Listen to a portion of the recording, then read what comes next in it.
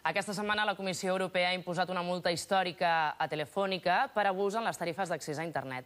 Arran d'això hem volgut saber en quines condicions ens connectem a internet i queda clar que no són les millors ni de lluny. Tenim un accés no només més car, sinó també més lent i de menys qualitat.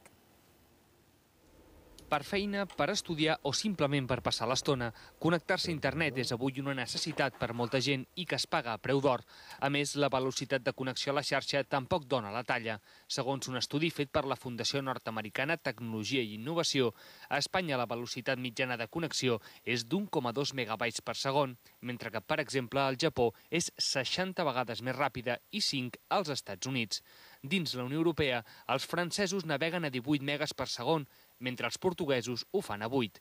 A tot això, cal afegir que la qualitat de les connexions tampoc és gaire bona. Estem a la cua de qualitat, però que, a més, qualitat ja no diem que si aquí s'està donant 1 mega, s'estan donant 3 megas o en altres llocs s'estan donant 20 o 25, sinó que a més parlem de subministraments que s'interrompen, que es tallen, que no són segurs. Una combinació de preus alts, poca velocitat i falta de competència real que farien que la taxa de penetració d'internet estigui per sota de la mitjana europea, que és de 16 línies per cada 100 habitants.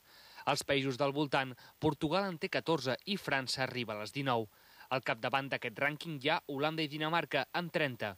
En el cas de Catalunya, la taxa de penetració supera la mitjana europea i s'apropa a les 20 línies de connexió ràpida a internet per cada 100 habitants.